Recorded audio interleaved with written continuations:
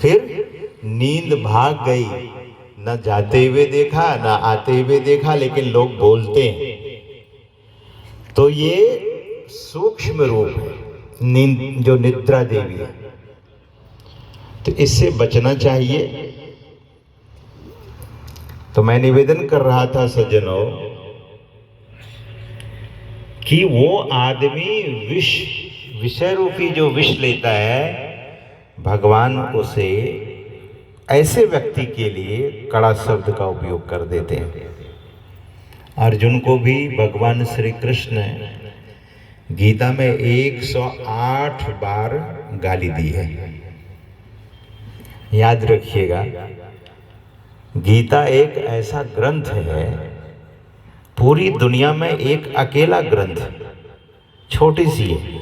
हम लोग आरती करते थे हरिद्वार में कि श्रुतियों की रानी, उपनिषदों की रानी है, ऐसे वैसे नहीं गीता। और गीता पर जितना नोबेल पुरस्कार मिला है किसी ग्रंथ पर को नहीं मिला है। 10,000 से ऊपर नोबेल पुरस्कार मिला हुआ है गीता के ऊपर।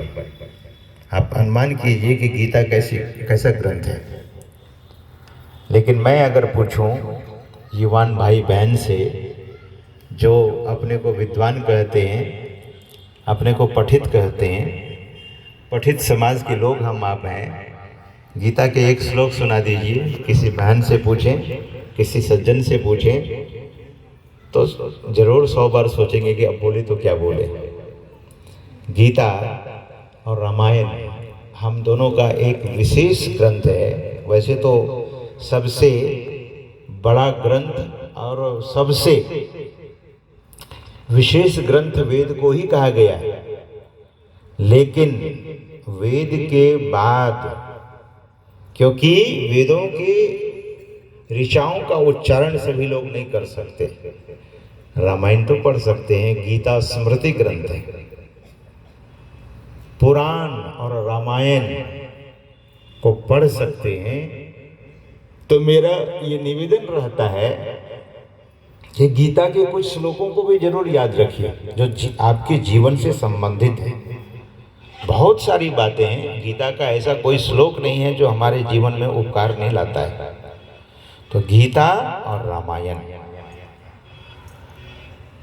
तो भगवान श्री कृष्ण अर्जुन को 108 बार गाली दी है। कुतस्त्वा कश्मलमिदं विस्मे समुपस्थितम अनार्य अनार्यम अजुष्टम अकीर्तिम करम अर्जुना। भगवान बहुत तरह से गाली दी है, बहुत प्रकार की गाली दी है। तो ये साधु लोग बड़े खोजी होते हैं। तो साधु लोगों ने खोजा कि ठीक है, गीता में भगवान ने कितनी बार गाली दी है अर्जुन को? 107 बार नहीं, 109 बार नहीं, 108 बार क्यों?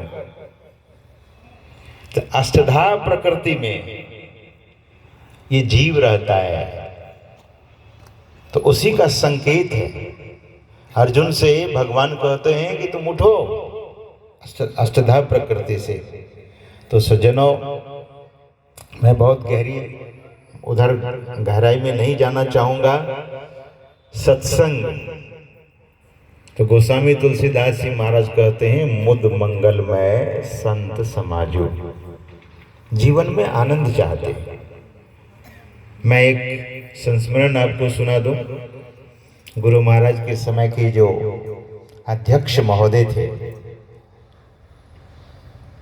वे श्री हुलास चंद्र रुंगटा जी, सम्माननीय, पूजनीय, सदगृहस्थ होते हुए, गारस्थ जीवन में होते हुए साधना की अच्छी ऊंचाई पर वे थे। गुरु महाराज का प्रवचन मुझे निकालना था, तो किसी ने कहा कि उनके पास पुराना डीवीडी वगैरह पड़ा हुआ है, कैसेट पड़ा हुआ है। तो मैं गया, मेरे साथ सुल्तानगंज के महात्मा पूज्य स्वामी रघुनंदन जी महाराज भी थे। गए, श्री हुलास बाबू हम लोगों को बहुत सम्मान किया, साधु का बहुत सम्मान करते थे। यद्यपि दीक्षा हमसे पहले और नादानुसंधान की भी दीक्षा सदगुरु महाराज से उन्होंने प्राप्त की थी। अच्छे अभ्यासी थे और साधन संपन्न वे सदगिरस्त भक्त थे गुरु महाराज के।